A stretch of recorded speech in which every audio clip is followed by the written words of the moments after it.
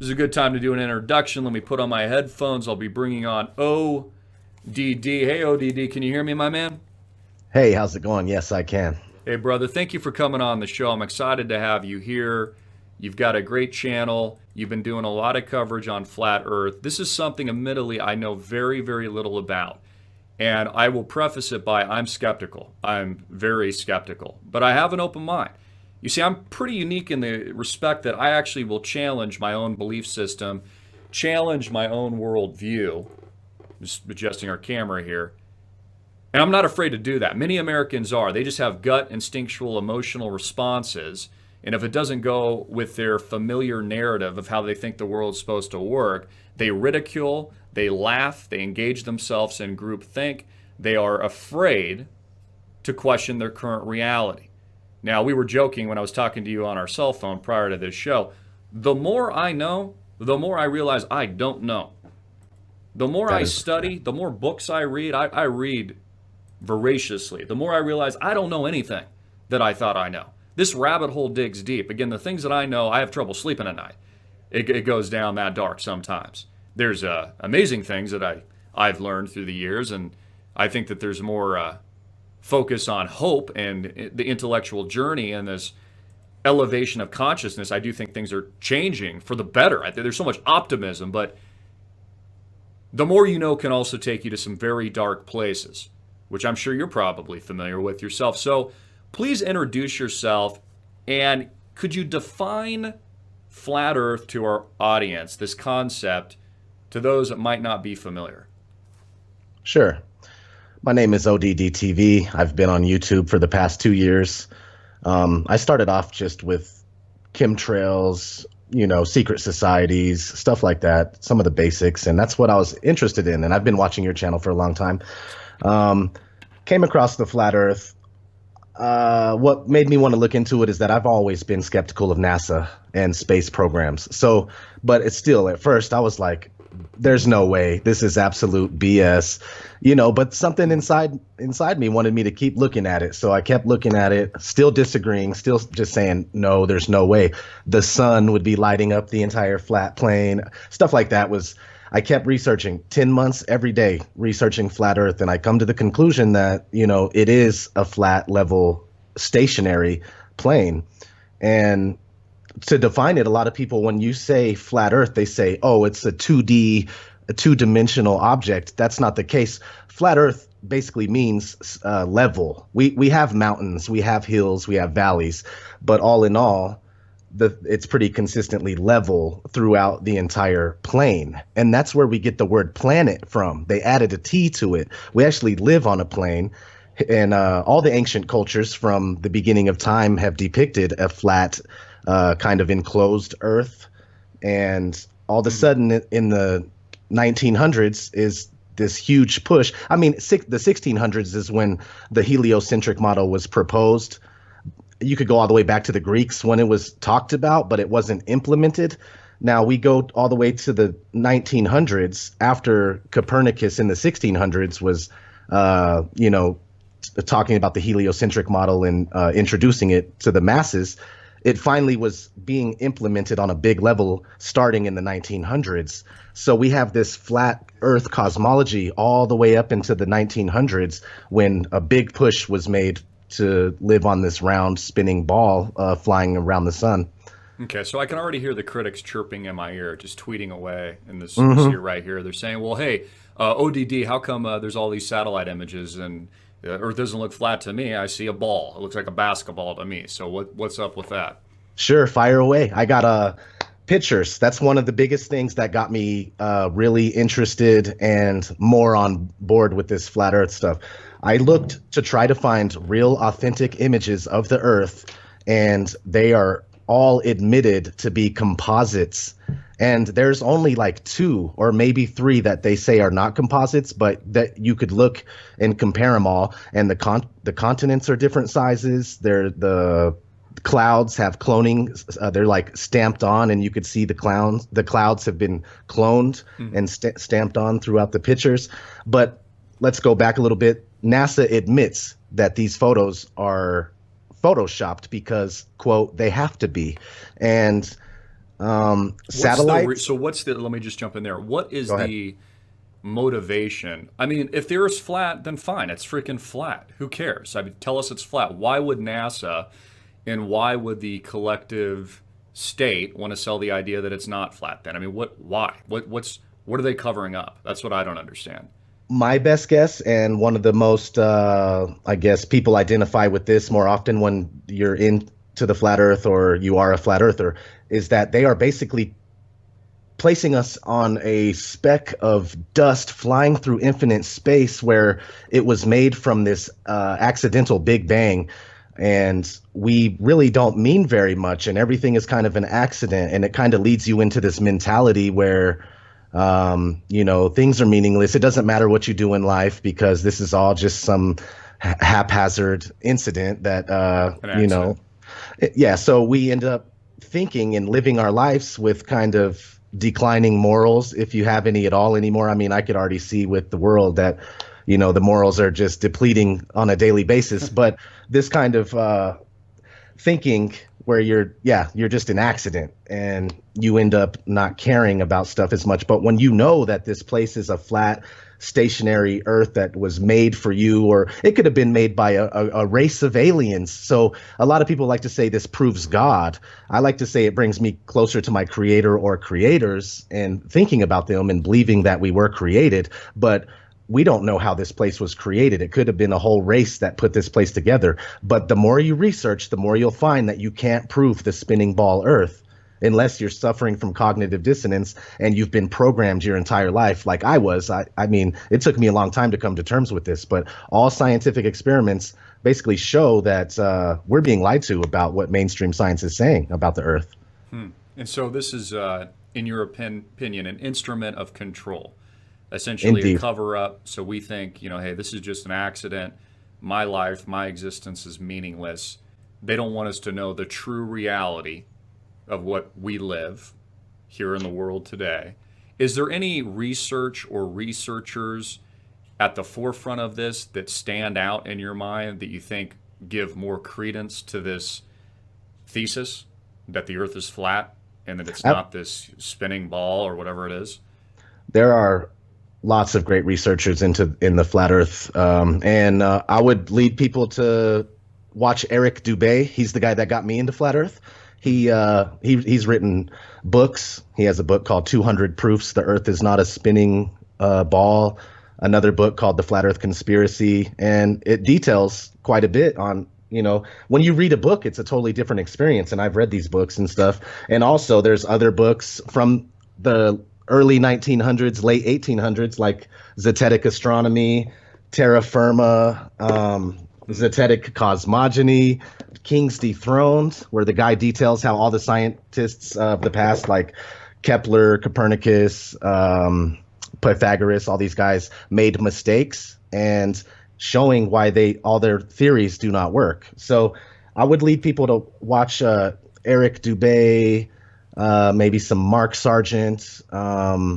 Definitely check out my work. I get a lot of people saying, thank goodness for ODD, because I try to put it out there in the most sensible way possible, and I try to leave out all the pseudo science. Some people bring in a lot of pseudo stuff and religious aspects to it, while I just try to get down to the nitty gritty scientific facts that we could look at ourselves every day.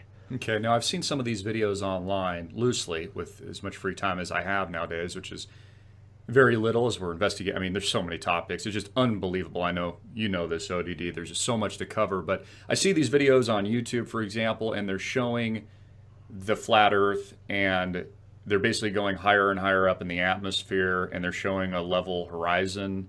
What are they trying to show us there? They're just trying to show us visually that the Earth is flat, and then when you're flying in a plane, that we don't really see curvature of the Earth or something along those lines. What is the angle on that, pun intended? Mainstream science says that we can see the curve visible at 35,000 feet. But when we're watching an amateur balloon flight, it goes up as high as 121,000 feet. And without a fisheye lens or a wide angle lens on it, there is no curve to be seen. And basically, if we were living on a ball or a sphere of any sort, no matter how high you rise, the horizon you would have to look down to see the horizon. Yet when you take these cameras to 121,000 feet, the horizon is still at eye level. That's inconsistent with any kind of spherical shape whatsoever.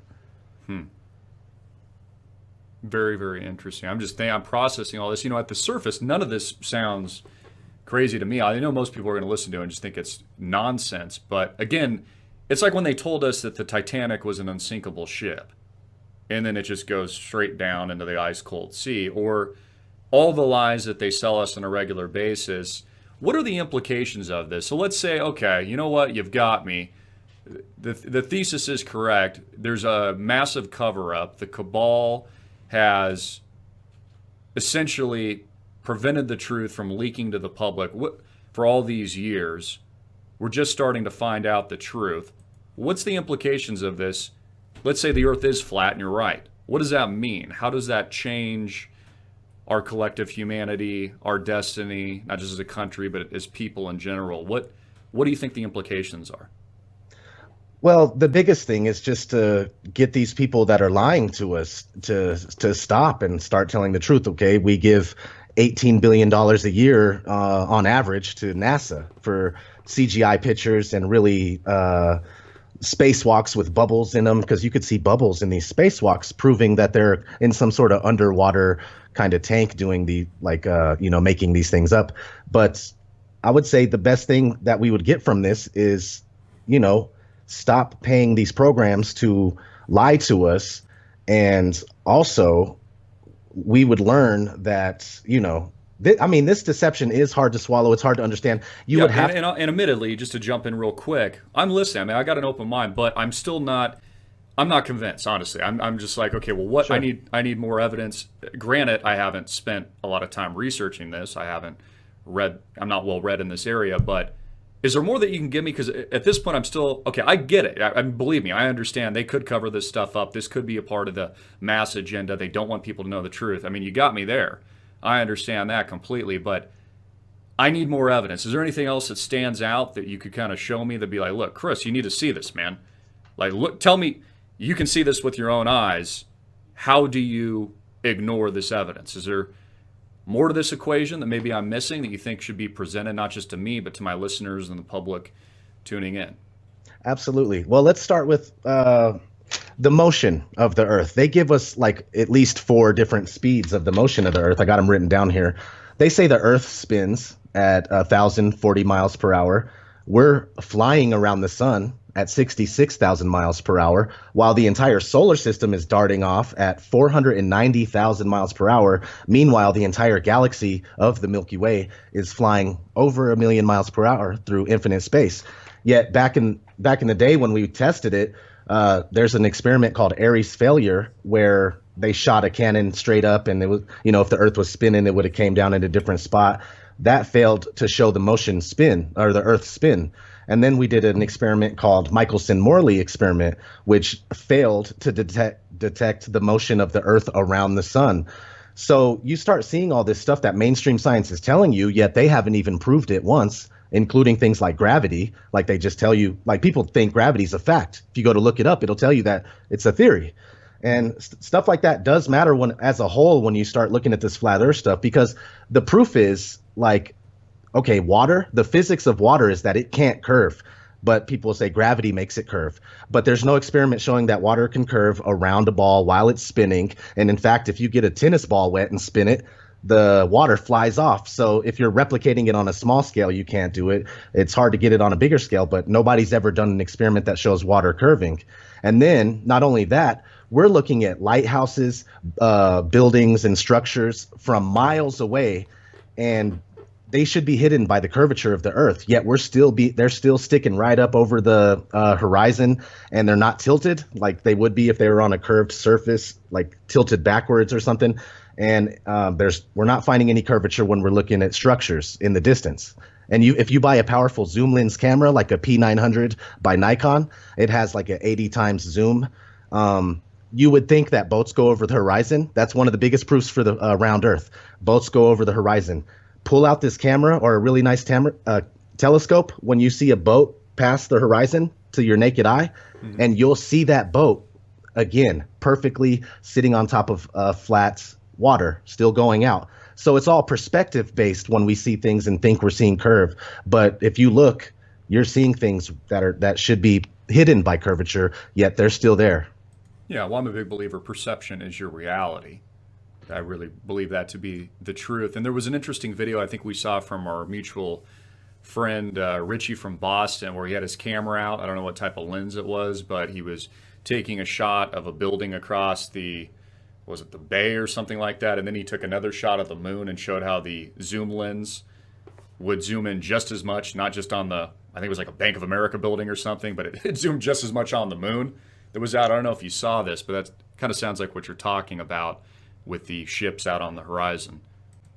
Yes, pretty much, because they say that you wouldn't be able to see it, period. Yet now when we find this stuff and start presenting it on videos or out in the open, we get things like, oh, that's just a superior mirage, man, and there's all these these terms that like the give mainstream us. media is a mirage, right? Yeah, exactly. So there's plenty of stuff, and there's one more thing that I think is really important is what was I going to say? Oh, the Van Allen radiation belt. There's this thing called the Van Allen radiation belt, and NASA admits that we cannot go through it today. And it's between 99 miles away and 1,200 miles away. So between 99 and 1,200 miles away. Van Allen radiation everywhere. Back in the moon days, 1969, 1968 through 72, or something like 69 through 72, we went to the moon 6 times in the Apollo project. Allegedly. So then now in 2017, NASA, every time they're on camera, now they're like, oh, well, we're working on this new technology with Orion that could get humans safely through the radiation belt. And so we can explore places like the moon and Mars and places we want to go to. And I always think, just a joke, I always think this is such bullshit, too. They always sell us on this con job of how great the technology is. Like, they're going to change the atmosphere of Mars so humans can live on it. All these great things they're going to do. Dude, we don't even have self-driving cars yet. I've been telling this for years. I haven't seen a self-driving car yet. I mean, it's like, they say that we're going to do all these amazing things. And then when I look around me, what's really changed? The only development that we've had is the advent of the internet, which is a major development, and we have cell phones. That's it. And then it's kind of funny. So go back to the moon, though. I think you were probably onto something there. Which go ahead. Okay. Here's a problem that they made. The moon is supposedly 238,000 miles away. And like Richie was filming with his camera, it's noticeably much closer. The sun too, which is why on a flat Earth the sun is able to set due to perspective, because on the flat plane it's closer, it's smaller, so the further it travels away from you, it appears to go down, and finally it's far enough away to where you can't see the light. It spotlights the area it's over. But speaking of the moon, okay, NASA shot themselves in the foot with that. They say they go 238,000 miles away back in 1969, but today we can't even go 1% of that distance. So it's quite strange, Yeah, you mentioned the Van Allen radiation belt. So obviously astronauts had to run through that to go to the moon if they actually did get there. And the idea is they couldn't pass through that without tremendous amounts, massive amounts of radiation, deadly radiation that would easily kill any human being. So how does NASA even defend that? They say that the ship was equipped with, I don't even know. I mean, do you know how they defend that? Yeah, I do. Here's their answer to that. The Van Allen radiation belt hadn't been discovered yet. That's what they say. That's a good one, though. Yeah, I think the sheep can believe that. Absolutely. Yeah, so they went there in a tinfoil kind of get up with tinfoil and cardboard and scotch tape. The little lunar lander. That thing looked so ridiculous. There's no way that thing would have made it through some sort of radiation like that. Well, how did it land on the moon? If you look at the photos and the video, it just landed. It's sitting perfectly without any dust. There's no crater from the engines landing. How is that even possible? I noticed too, I can't remember who the first astronaut is to walk down, but they had a camera set up, because we think about this as being in video production. Who set up the camera?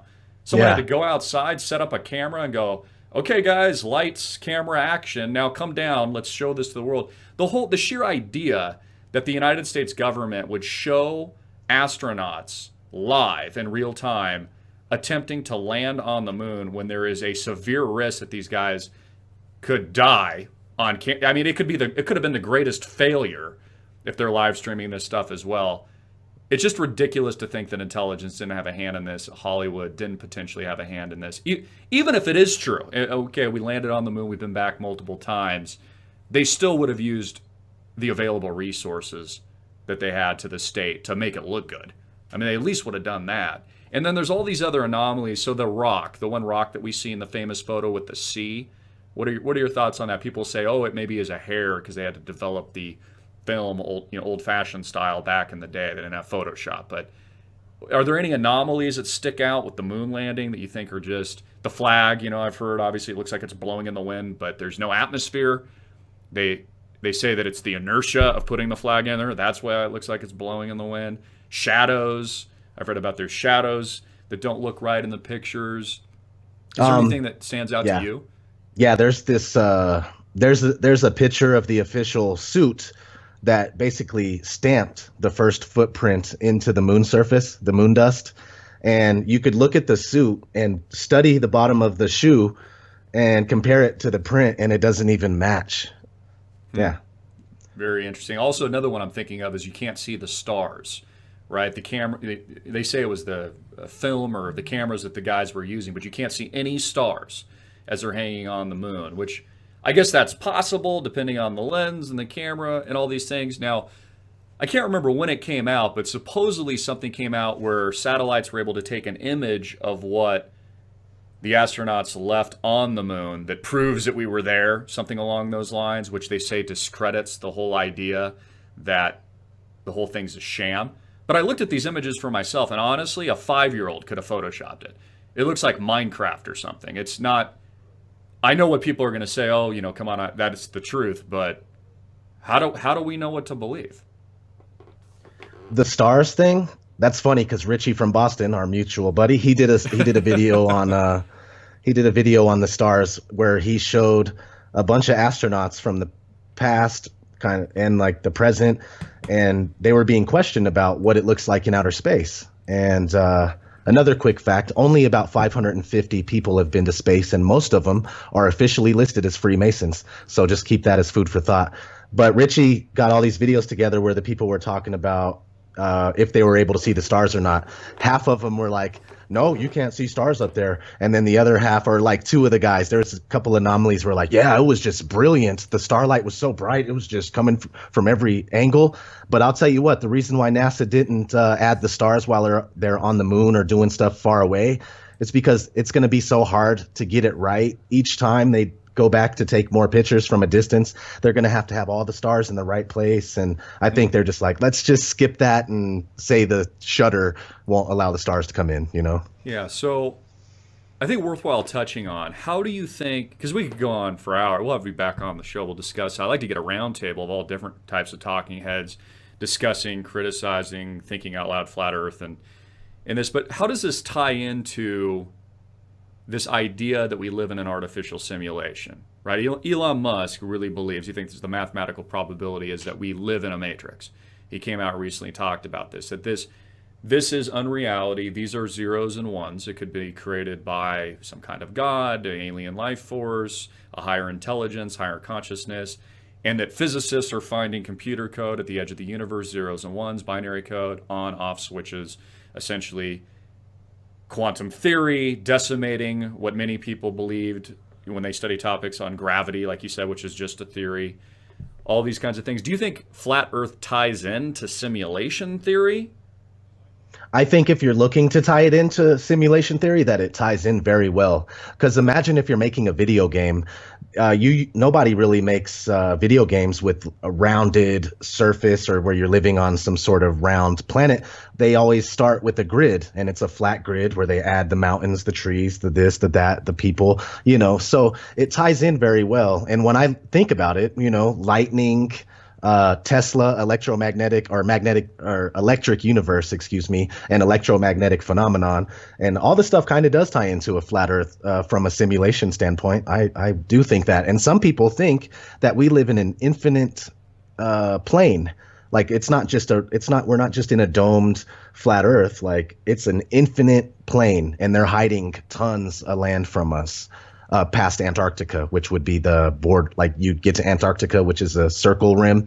Once you get there, you keep going in any direction, you may find another pond. Like we live in a pond, but that's not necessarily what I believe. But I have to entertain all these things because I honestly don't know. The more I find out, the more I realize I don't know. Like you said. Wait a minute. So you're telling me you investigate things for yourself? This is unbelievable. You critically think. And there's things that you don't know. Like you're not afraid to go out and investigate the truth. That is just a breakthrough. The fact that you said that, it just makes my day, brother. Any other closing statements? We've got about a minute left. Any final thoughts on Flat Earth? We'll have you back on the program again sometime soon. Anything else you'd like to add? Yes, one real quick. We've been programmed and indoctrinated to believe in this round spinning ball Earth flying through space. If you watch movies, you'll start to notice all the time you're seeing this right in your face. If you think about it, you were shown the globe and taught before you can even think for yourself or even barely walk. You were taught the globe model. This stuff is imprinted in our minds, and we grow up, and it's hard to let go. So just keep that in mind. All right, ODD. Thank you so much. How can our audience find you? Just look up Odd TV on YouTube or ODD TV, and I should pop right up. All right, brother. Thank you so much. I'm Christopher Green. We'll take a short break. Then I've got Amanda from Dash coming on next. Hard hitting and in your face. Stay tuned. Peace.